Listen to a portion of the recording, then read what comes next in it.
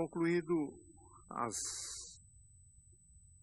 mazelas aí do dilúvio, da destruição, conforme vimos semana passada, o Senhor resolveu começar de novo, dando ao homem uma nova oportunidade, uma chance nova de começar tudo outra vez. Desta vez o Senhor fez uma seleção aí com a família de Noé, e concluída essa obra, Deus abençoou a Noé e seus filhos e disse o que disse para Adão no começo: sede fecundos, multiplicai, enchei a terra. Começa de novo. Deus colocou pavor e medo em todos os animais da terra, sobre todas as aves e tudo que se move sobre a terra, e até mesmo dos peixes, e tudo que havia de bichos, tinha medo do homem. Eu acho que isso ainda se prevalece, né? Às vezes a gente tem medo de um bicho que está no mato e a gente não sabe que ele tem muito mais medo da gente do que nós dele. Se você entra dentro d'água, os bichos correm. Você está no meio da mata, tem os pássaros pousados ali. Se você passar por baixo, eles vazam fora. Esses animais que a gente, acha lindo, mas acha perigoso, eles também, com raras exceções, fogem do homem, porque Deus colocou medo sobre eles, sobre tudo que se move na terra. E Deus agora colocou também para o homem o alimento da carne, que assim como eu dei a erva do campo, e vocês se alimentaram, agora tudo que vive será para o vosso alimento. Como vos dei a erva verde, tudo vos dou agora. Carne, porém, com a sua vida, ou seja, com o seu sangue, isso vocês não vão comer. E todos nós sabemos que muitas das leis que foram feitas no Velho Testamento,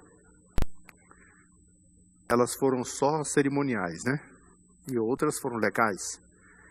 E algumas delas, depois que chegou o Novo Testamento, ninguém mais levou tão a sério.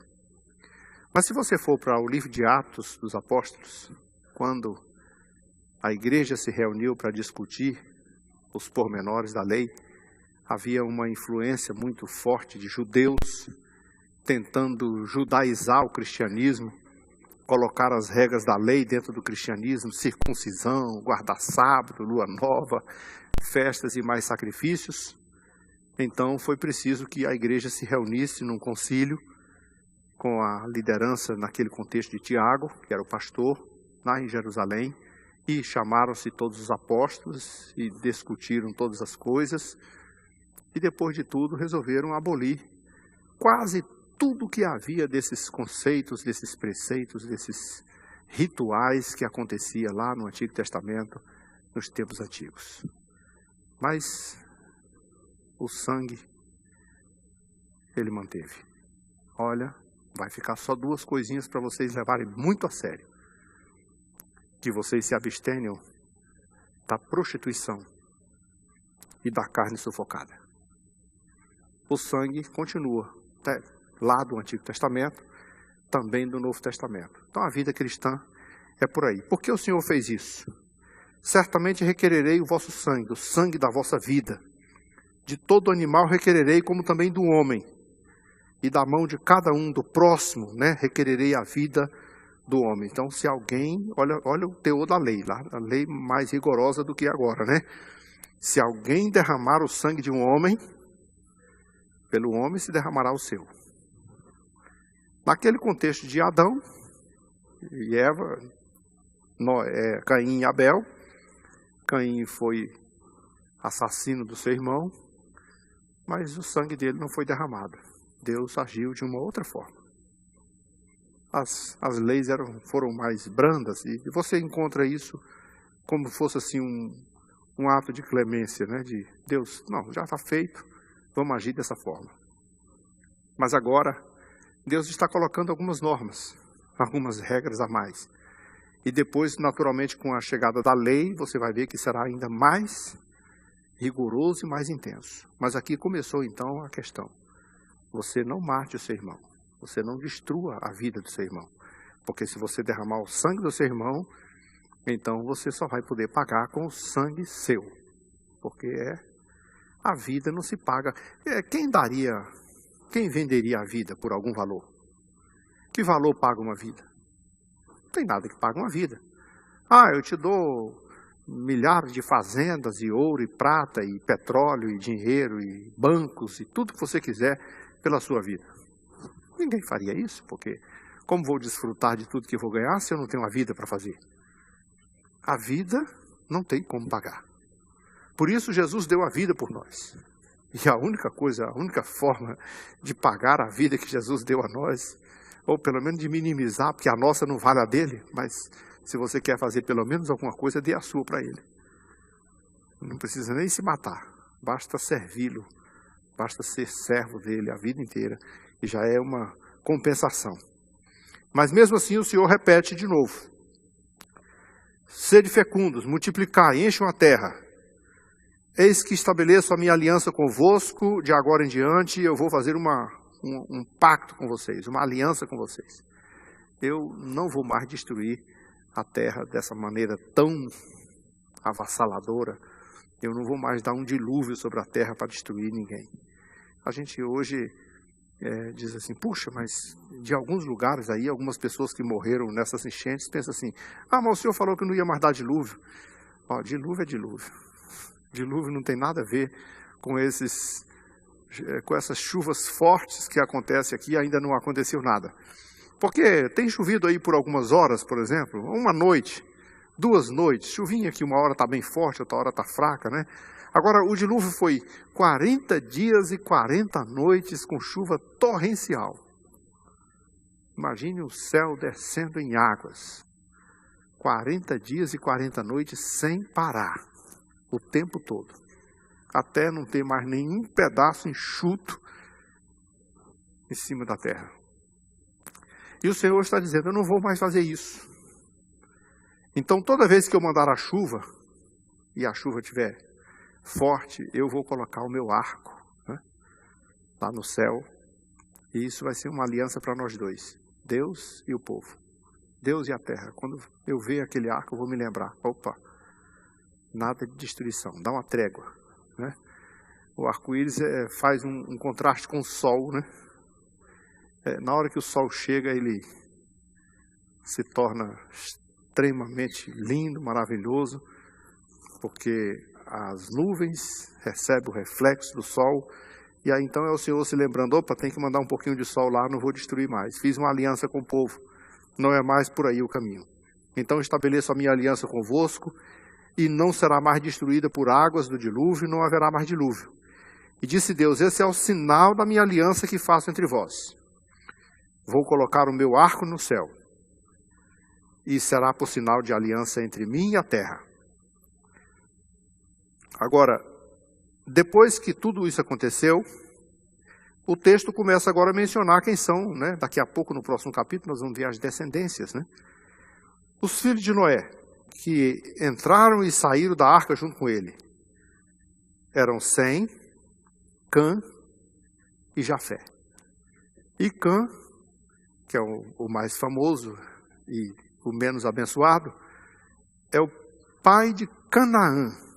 Olha lá, a terra de Canaã. São estes os 3 filhos de Noé, e deles se povoou a terra. Começou por aí. Os 3 fez tudo. Agora veja o que aconteceu num determinado momento. Noé saiu da arca, começou a lavrar a terra, plantou uma vinha, e foi muito comum para ele. Acho que talvez fosse uma coisa assim bem especial. Ele resolveu caprichar no uso do vinho, fez um mosto, tomou e ficou embriagado. Isso não quer dizer que ele tenha cometido um grande pecado por causa disso, porque ele estava praticamente na sua vida sozinho. Mas quando isso aconteceu, o texto diz que ele... Você sabe como é que é o bêbado? O bêbado perde todo o sentido da coisa. Não é por acaso que a Bíblia reprova a bebida forte. Porque ela tira o equilíbrio da pessoa. Ela tira o bom senso, tira um pouquinho do juízo, tira o reflexo. É por isso que o Detran não deixa você dirigir embriagado, porque sabe que você não tem a mesma performance de motorista. E é com a bebida forte que as pessoas criam coragem para a briga, para a sedução, para o pecado. Tá tudo bem, mas tomou umas duas, fica alterado.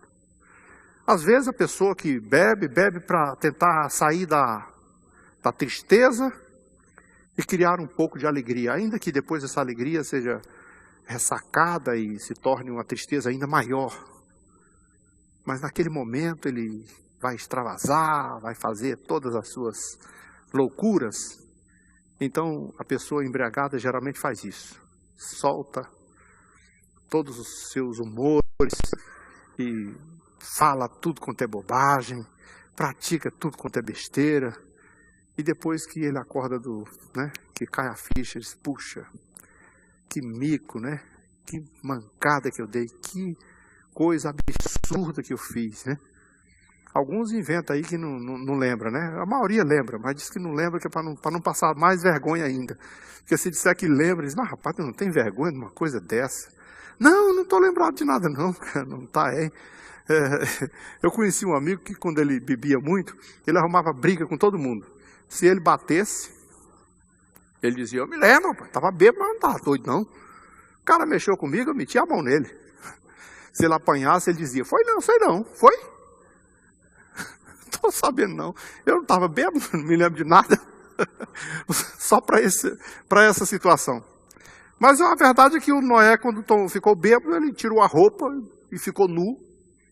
E eu sei lá se ele dançou, se ele pulou, se ele fez algumas estripulias. E o seu filho, Cã, olhou aquilo e ele resolveu achar graça. Ele resolveu, ao invés de ele tomar uma providência, ele correu para chamar os irmãos. Quem sabe aquela coisa assim, vem cá, vem aqui. Você já viu que o brasileiro é assim também, né? Se alguém cai, todo mundo corre para rir, né? A tendência normal seria, puxa, fulano caiu, deixa eu correr para ajudar. É assim que fazemos? Não. Cadeira quebrou, o sujeito caiu no chão, todo mundo ri. Então, às vezes, quando você faz uma coisa boba, uma coisa tola, todo mundo faz, acha graça e sai, tirando chacota de tudo isso, né? Só que Cã esqueceu que Noé era seu pai. E o pai é um sujeito que deve muito ser honrado. E se ninguém tinha entendido isso até esse momento, aqui começou o primeiro momento onde Deus faz valer que um pai merece honra. Muito mais do que o que alguém pode imaginar. Honrar o pai significa respeitá-lo em todas as coisas. E, acima de tudo, ele é maior. Às vezes ele diz assim, mas meu pai é um bêbado, meu pai é um alcoólatra. Não, a Bíblia não mandou dizer assim, honra teu pai e tua mãe se ele não for alcoólatra. Não, honra teu pai e tua mãe e tudo te irá bem. E aí, meu pai não presta. O problema é seu. É um dever seu, honrar o teu pai. E o Cã, naquele momento, resolveu não fazer isso. Ele achou divertido. Ele achou engraçado.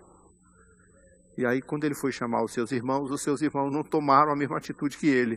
E eu acho que isso aí tem um valor. Por que Noé só não amaldiçoou o Cã? Ele resolveu, além de amaldiçoar o Cã, abençoar os outros. Porque, assim, puxa, mas só em dizer amaldiçoa ele, não amaldiçoou o outro, já fez alguma coisa, né? Mas ele fez os dois extremos. Você vai ser amaldiçoado e você vai ser abençoado. Por quê? Porque você tomou uma atitude contrária.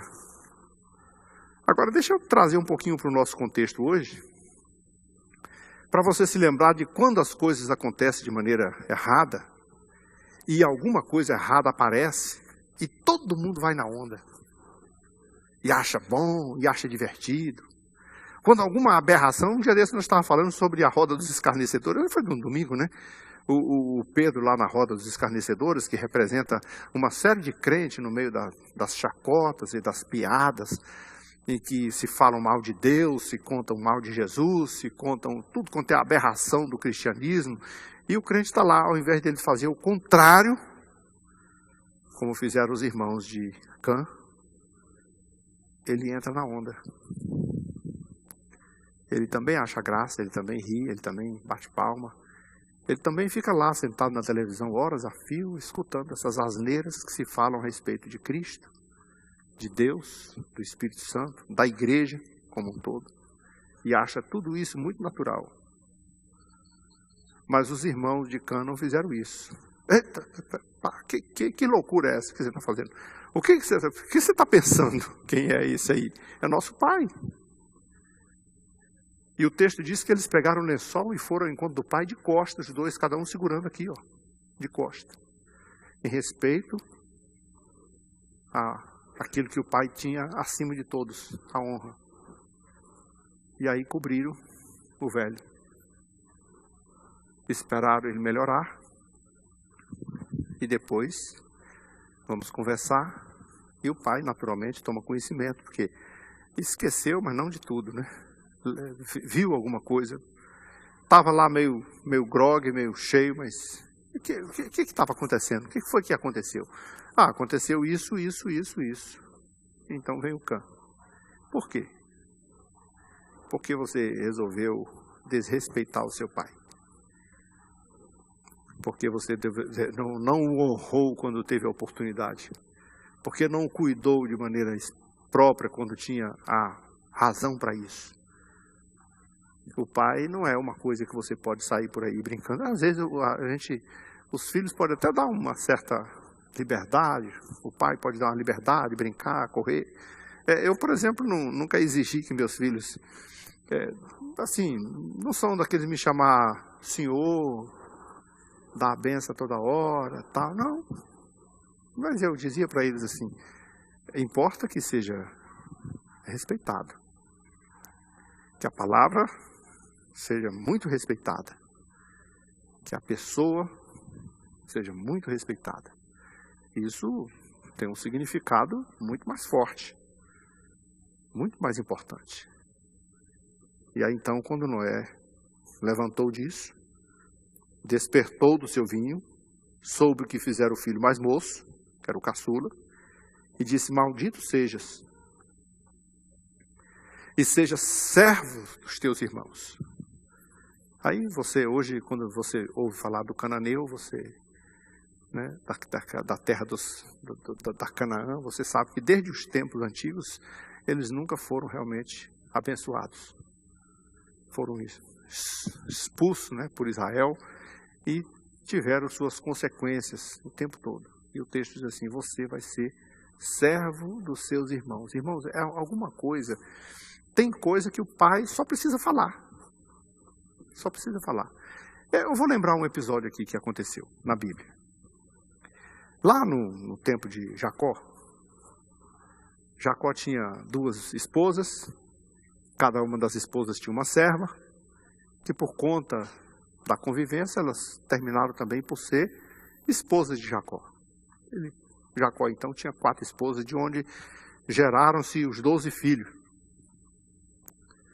Mas não sei se você se lembra que a Bila, que era serva de Raquel, que também era mãe de filhos de Jacó, com o passar do tempo ela foi envolvida num relacionamento com Rubens, o primogênito de Jacó. O texto diz que Rubens possuiu a mulher do seu pai. O interessante é que não tem assim... A história não diz assim, Jacó ficou furioso, Jacó brigou, Jacó bateu, Jacó xingou, fez coisa. Não. A Bíblia só diz assim, Jacó ficou sabendo. Só isso. Só ficou sabendo. Nada mais aconteceu. Agora, quando Jacó estava lá bem velhinho, já na hora da morte, chama os meninos aí para a gente abençoar eles. Por ordem, claro, do primogênito. O primogênito herdava metade de tudo que o pai tinha. se tornava o sucessor do pai, era o homem mais importante da família depois do pai. E quando o pai abençoava os filhos, ele abençoava o primogênito sobremaneira, acima de tudo. Foi por isso que Jacó e Esaú tiveram aquelas demandas terríveis, porque Esaú deu um descuido, não valorizou, e Jacó pegou o direito à primogenitura por um valor fútil, que Esaú pensava que não tinha valor, mas tinha um valor muito maior do que o que ele pensava.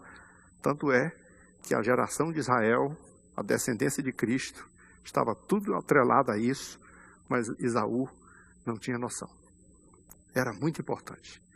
Só que quando a fila dos garotos chegaram lá, Rúben chegou na frente como primogênito, e Jacó disse: meu filho, você é o primogênito, é o mais honrado, o mais nobre de todos, o mais brilhante de todos. Mas tu não vai receber essa honra. O tempo já tinha passado, muito tempo, talvez tivesse esquecido, porque você maculou o leito do teu pai. Por isso você vai servir a teus irmãos, e Judá será maior do que tu. Por isso, quem é o leão da tribo de Judá? Onde está Jesus? Em que descendência está? Que povo habita a terra dos santos? São os rubenitas ou os judeus? Tem algumas coisas que você não pode imaginar o que a bênção ou a maldição do pai pode significar, mas é uma palavra muito forte, principalmente naquele contexto onde era muito mais que profético. Então, quando Noé disse assim: você vai servir a teus irmãos, ele colocou o Cã debaixo da servidão pelo resto de suas gerações. Toda a descendência dele. Não era uma maldição só sobre ele, do que ele fez, mas sobre a descendência dele. E aí, consequentemente, agora eu vou abençoar os outros. Por quê? Porque vocês foram na contramão do erro.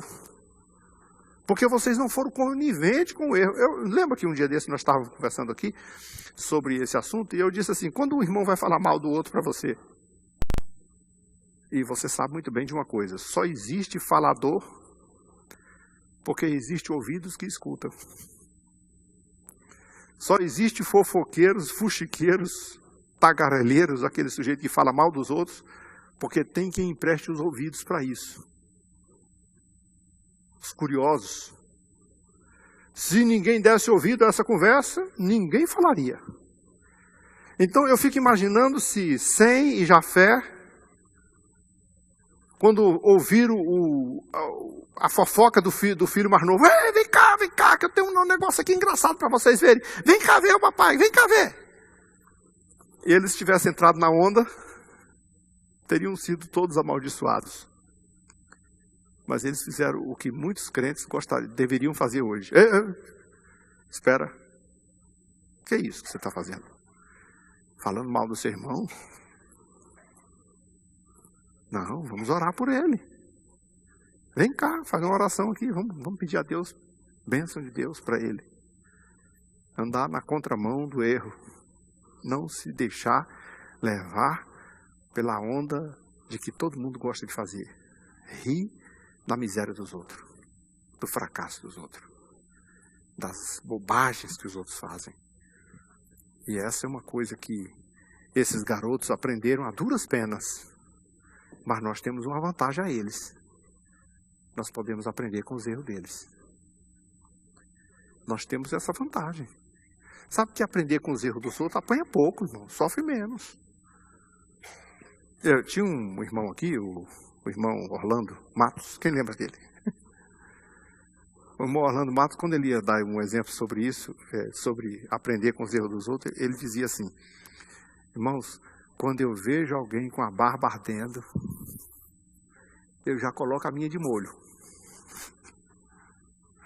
Eu aprendo aquilo que eu vejo errado, eu já vou dizer: opa, naquele erro eu não vou cair. Porque fulano errou e se quebrou. Ele fez isso e se deu mal. Eu não vou fazer isso. Nós estamos vendo exemplos aqui. Parece brincadeira. Mas, de repente, quando você deixa se levar pelas coisas erradas, pelas conversas mal feitas, pelas brincadeiras de mau gosto, pelas piadas que danificam e desmoralizam a pessoa do seu Deus, do seu Cristo, do seu Senhor, da sua igreja, e você deixa de contrapor a isso, se torna conivente com elas, você está perdendo uma grande oportunidade de fazer a diferença e ser abençoado por Deus. Porque esses garotos fizeram a diferença e o Pai os abençoou. O Pai aqui, naturalmente, pode ser transformado no nosso Pai que está no céu, que pode nos abençoar pelas nossas atitudes. Bendito seja o Senhor Deus de Sem, e Canaã lhe seja servo. Dois extremos. Engrandeça Deus a Jafé, e habite nas tendas de Sem, e Canaã lhe seja servo. Maldiçoado duas vezes, servir tanto a um quanto ao outro. Então, esse é o contraste daquilo. Você vai encontrar isso quase em toda a Bíblia. Tudo que o homem planta, ele colhe. E tem um texto de Malaquias, e esse texto se repete em vários outros sentidos, né, para os profetas, que Deus faz diferença entre aquele que o serve e aquele que não serve. Deus faz diferença entre o justo e o ímpio, entre o que teme a Deus e o que não teme a Deus, entre aquele que é certo e aquele que é errado. Deus faz diferença. Deus não faz acepção de pessoas, mas Ele sabe quem é o justo e quem é o ímpio. O caminho do justo Ele conhece, o caminho do ímpio perecerá. Salmo 1. Ele sempre vai fazer diferença. E se você quiser fazer diferença na sua vida, se você quiser ser o melhor na sua vida, então você precisa se colocar na condição de justo. Fazer o que é certo. Andar na contramão. Você já prestou atenção que o cristianismo é a contramão de tudo? Tudo que acontece aí fora no mundo, nós somos contrário. Veja como é um absurdo, por exemplo, para a sociedade de hoje. Jovens crentes namorarem com castidade até o casamento. Como o mundo contrapõe a isso? Como é uma aberração para o mundo? Mas nós não somos o mundo. Nós não somos o mundo, nós somos a contramão deles, nós somos o contrário deles. E se formos andar do jeito que eles andaram, então não precisaria ter o cristianismo. O cristianismo é exatamente para que as pessoas vejam a diferença. E o Senhor faz diferença entre aquele que serve a Deus e o que não serve a Deus. O que é justo e o que é ímpio. Então, essa é uma das coisas que nós não podemos nos esquecer.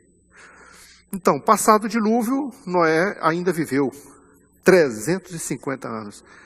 Bom, se a gente vivesse só esses 350 na vida toda, já era muito, hein? Depois do dilúvio, lembra que quando o dilúvio começou, Noé tinha 600 anos. E depois que terminou o dilúvio, ele viveu mais 350. A vida de Noé foi de 950 anos. Vocês perguntam assim, puxa, a resposta que nós fizemos um dia desse, com quem Caim casou? Com tanta gente nascendo, imagine. 3 casais, né? Noé, Cão, 4 casais. Crescendo, se multiplicando por séculos. Os seus filhos e netos e bisnetos e tataranetos, depois dos 20 e poucos anos, começam todos também a frutificar e a produzir. Imagine, em pouco tempo, está tudo lotado. Mas é o sinal de que o Senhor providenciou isso. O Senhor disse que os anos seriam 120 para os homens depois do dilúvio, agora vai reduzir a vida do homem em 120 anos. Mas Noé ainda viveu 350 só depois do dilúvio. Todos os dias de Noé foram 950 anos. Mas como todos os mortais, como todos os seres humanos, e eu acho interessante isso na Bíblia, é que a palavra, quando Deus encerra a vida de um homem, e mesmo quando é Moisés, mesmo quando é Noé, mesmo quando são homens assim de grande relevância, mesmo como são grandes ícones dentro do cristianismo, a Bíblia só diz assim, morreu. Morreu e foi sepultado. A morte não tem muito requinte, não tem muito o que dizer. Ele viveu 950 anos e morreu. Eu poderia dizer assim, mas morreu. Pronto, a vida é assim. Nós somos mortais enquanto aqui na terra. Se alguém não quiser mais ser, alcance em Cristo Jesus a vida eterna. Amém? Que o Senhor nos abençoe.